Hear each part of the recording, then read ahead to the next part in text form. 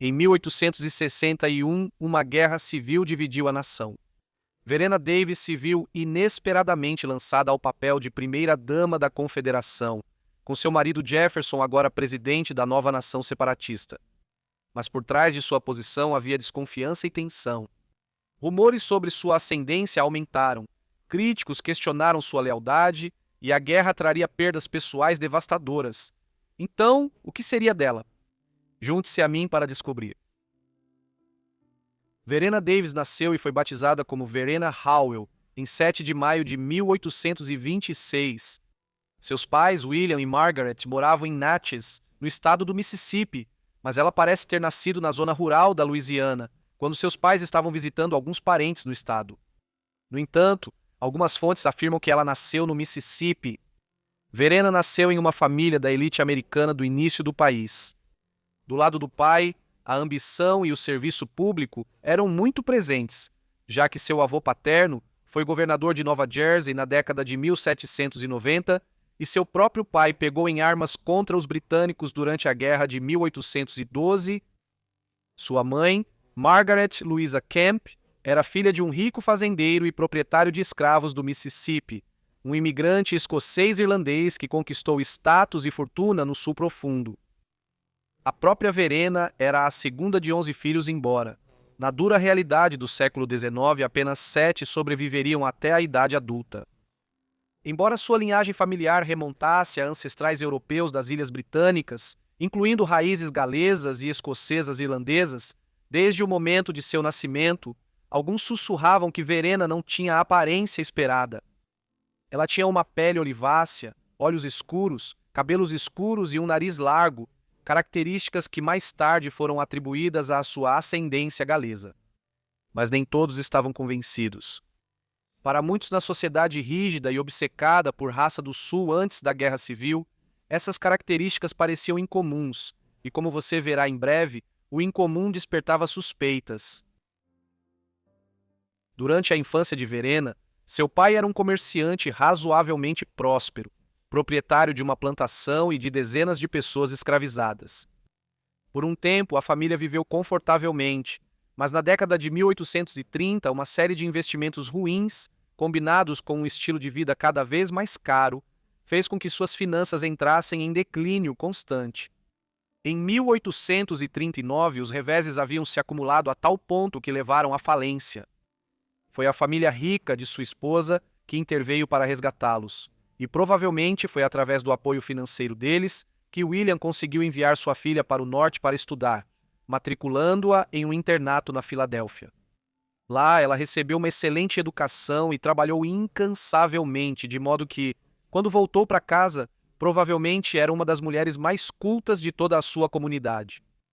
É difícil dizer exatamente como uma jovem na Filadélfia, da década de 1840, escolhia relaxar após um longo dia de estudos, talvez com um romance à luz de velas ou uma caminhada tranquila pelas ruas da cidade.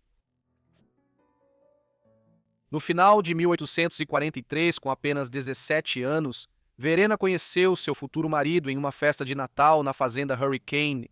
Esse era Jefferson Davis. Ele tinha 18 anos a mais que ela e era um fazendeiro rico. Jefferson foi casado brevemente com Sarah Knox Taylor, que morreu poucos meses após o casamento, em 1835.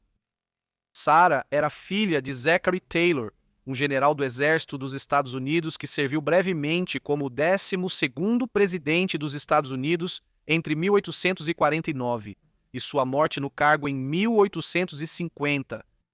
Verena se encantou por Davis desde que se conheceram, mas seus pais estavam menos animados, preocupados com diferenças de idade, origem e política. Ainda assim, após alguma hesitação, eles deram seu consentimento, e o namoro continuou durante 1844 e entrou no ano seguinte. Davis pediu Verena em casamento e a cerimônia foi planejada como um grande evento social, mas isso foi depois abandonado. Quando eles se casaram em 1845, a cerimônia foi realizada na casa dos pais dela, com apenas um pequeno círculo de parentes e amigos de Verena presentes, mas, estranhamente, ninguém da família Davis estava lá. Só então Verena notou que o marido tinha atitudes tradicionais sobre normas de gênero e esperava que ela agisse como uma esposa sulista convencional, apesar de sua formação. Ela notou que ele ainda tinha afeto pela falecida primeira esposa. Após sua morte em 1835, Davis a lamentou profundamente e passou grande parte dos 8 anos seguintes afastado da sociedade, incapaz, ou talvez sem vontade, de deixar completamente o passado para trás. Verena depois admitiu que às vezes se sentia uma esposa de consolação no casamento. Até a curta lua de mel deles serviu como lembrete. Incluiu uma visita à sua mãe idosa, Jane Davis, e uma parada solene no túmulo da mulher que veio antes dela. Os recém-casados se mudaram para Briarfield, plantação fundada por Jefferson em terras doadas por seu irmão mais velho e rico, Joseph. Logo depois, sua irmã viúva e empobrecida chegou com seus 7 filhos para morar lá, uma decisão tomada sem consultar Verena, para grande desagrado dela. Mas então, em 1846, Jefferson Davis foi eleito para a Câmara dos Representantes dos Estados Unidos, e Verena o acompanhou até Washington Corrente Contínua, uma cidade que ela rapidamente passou a adorar. Ela se jogou na vida social da cidade e logo se estabeleceu como uma das anfitriãs mais populares e jovens de Washington. No entanto, pouco tempo depois, Davis renunciou ao seu cargo para servir na Guerra Mexicano-Americana, de 1846 a 1848. Após o conflito, ele retornou à política com ambição renovada. No entanto, à medida que sua importância crescia, também aumentava a tensão entre marido e mulher, já que suas opiniões políticas eram opostas às de Verena. Ela tinha visão similar aos nortistas sobre a escravidão, mas Jefferson discordava e chegou a comparar escravizados a animais. Apesar disso, ela conseguiu conciliar essas perspectivas opostas em sua mente e o relacionamento permaneceu estável. Ela gostava de dinheiro e a riqueza crescente de Jefferson nos anos 1850 pareceu resolver muitos problemas no relacionamento deles.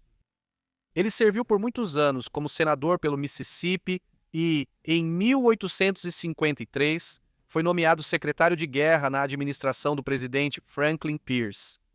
Isso significava que, embora a casa deles fosse no Mississippi, a família passou grande parte de suas vidas entre 1845 e 1861, morando em Washington Corrente Contínua.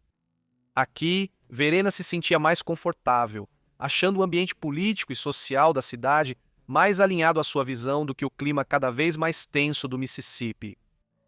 Mas uma tragédia familiar estava prestes a acontecer. Entre 1852 e 1864, Verena e Jefferson tiveram 6 filhos, 4 meninos e 2 meninas. Tragicamente, a maioria teria vidas curtas. Em 1854, os Davis ficaram arrasados quando seu primeiro filho, Samuel, morreu antes de completar 2 anos. Arrasada pela dor, Verena se afastou da vida social por um tempo.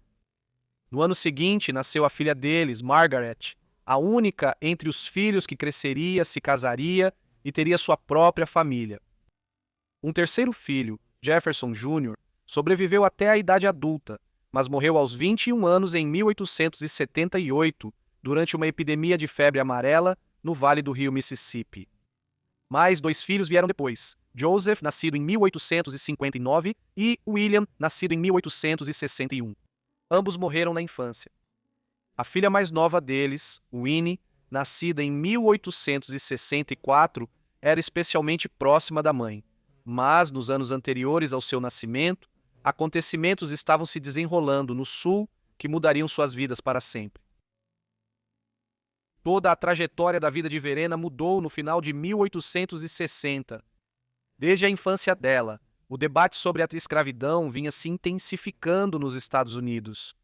Desde os primeiros dias da República, havia uma divisão entre os estados do Norte e os estados do Sul. Os estados do Norte eram mais urbanizados e adotavam processos industriais, tornando suas economias independentes do trabalho escravo.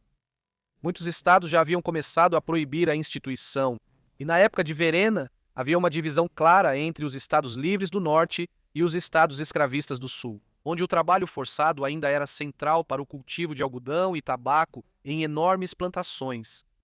Verena viveu toda a sua vida até o final da década de 1850 nesse contexto. Enquanto a escravidão era comum para muitos sulistas, sua criação e educação mais cosmopolitas a expuseram às opiniões dos liberais do Norte sobre o tema por anos. E devido às suas conexões com ambas as regiões, ela se autodenominava mestiça. A escravidão também se tornara cada vez mais polêmica no país. A expansão para o oeste gerou debate sobre permitir ou não a escravidão nos novos estados.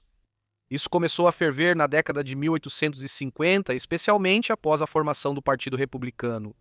Seu candidato à presidência, Abraham Lincoln, foi eleito presidente dos Estados Unidos em novembro de 1860.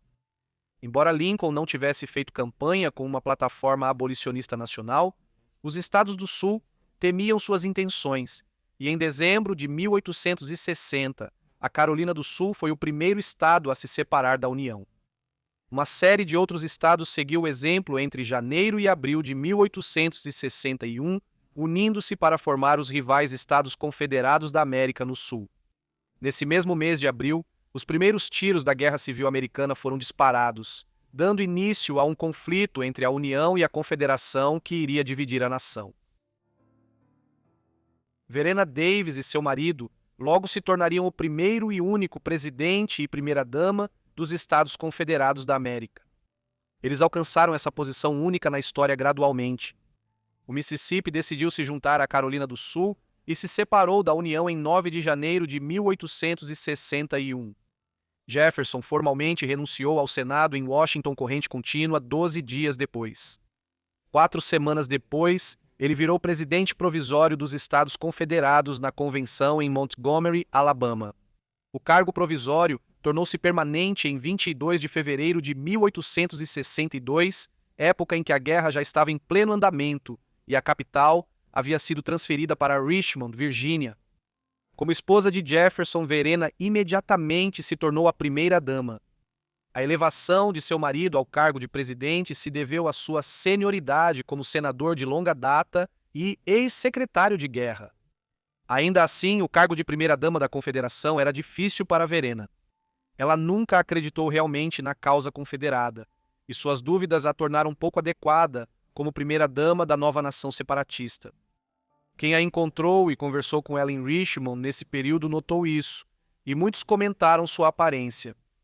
Na imprensa cada vez mais cruel e abertamente racista, sussurros sobre o tom de sua pele foram ampliados em insultos. Os jornais destacavam sua pele amarelada e traços escuros, sugerindo ascendência indígena ou afro-americana. Outros foram ainda mais longe. Críticos hostis, ansiosos para ferir tanto ela quanto seu marido, usavam uma linguagem destinada a chocar, chamando-a de mulata ou índia, insultos calculados para inflamar ansiedades raciais em uma sociedade obcecada por linhagem e pureza. Para piorar ainda mais, a vida familiar dos Davis estava tensa. Verena estava frequentemente grávida durante esses anos, e seu filho Joseph morreu em abril de 1864 após uma queda grave, logo depois de completar 5 anos de idade. Poucos meses depois, Verena deu à luz Winnie. A criança logo ficou conhecida como a filha da Confederação, e sua imagem e história circularam pelo Sul durante o último ano da guerra, numa tentativa de levantar o moral. Assim, Verena passou os anos da guerra grávida de luto, sendo criticada e forçada a se tornar uma das mais destacadas porta-vozes femininas de uma causa na qual realmente não acreditava. A Guerra Civil Americana terminou em derrota para a Confederação em abril de 1865, quase 4 anos exatos após seu início.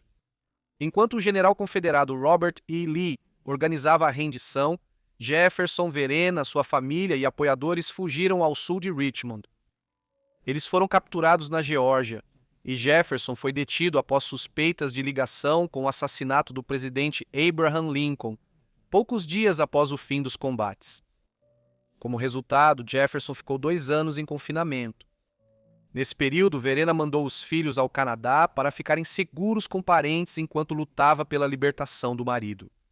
Ele foi libertado sob fiança em maio de 1867 e incluído em uma anistia geral de ex-políticos e soldados confederados, decretada pelo presidente Andrew Johnson no Natal, de 1868.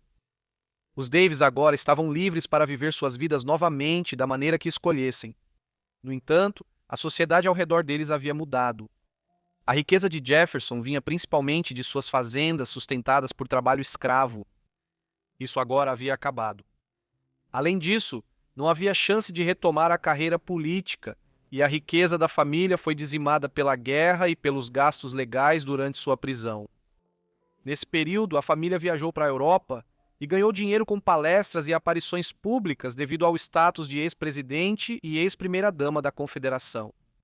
Verena e as crianças ficaram na Europa após o retorno de Jefferson à América, e ele considerou aceitar diferentes cargos de ensino. Na Inglaterra, com sua irmã e filhos, Verena ficou indignada ao ler sobre os possíveis casos amorosos de Jefferson nos Estados Unidos em 1870 e 1871. Durante esse período, o filho deles, William, morreu pouco antes de completar 11 anos, e isso, somado ao colapso de suas finanças, os mergulhou em longos períodos de depressão. Em meados da década de 1870, Verena retornou à América e o casal foi se reconciliando aos poucos, até voltarem a viver juntos em 1878. Nessa época, Jefferson dependia da generosidade de uma patrona, Sarah Dorsey, a rica viúva de um fazendeiro da Louisiana. Dorsey conhecia Verena desde a escola, nos anos 1830, quando estudaram juntas em um internato. Dorsey foi escritora, historiadora e defensora da causa confederada em seus textos. Ela convidou os Davis para morar em sua propriedade em Beauvoir, Mississippi, no Golfo do México, e depois vendeu-lhes uma casa lá por um preço baixo. Quando Sarah morreu em 1879, ela deixou para Jefferson uma quantia substancial de dinheiro que, em grande parte, aliviou seus problemas financeiros pelo resto da vida de Jefferson. Ele faleceu durante uma epidemia de febre amarela que atingiu o Sul em 1889, aos 81 anos. Após a morte do marido, Verena mudou-se para Nova York, decisão considerada controversa na época. Ela era parente do magnata da mídia Joseph Pulitzer, e ele lhe deu um emprego como redatora no New York World em 1891. Sua filha Winnie foi com ela. Ela também estava escrevendo durante esses anos e publicou vários livros, como o estudo sobre o revolucionário irlandês Robert Emmet. Verena e sua filha levaram uma vida de classe média como escritoras em Manhattan nos anos 1890, muitas vezes morando em hotéis residenciais ou com parentes.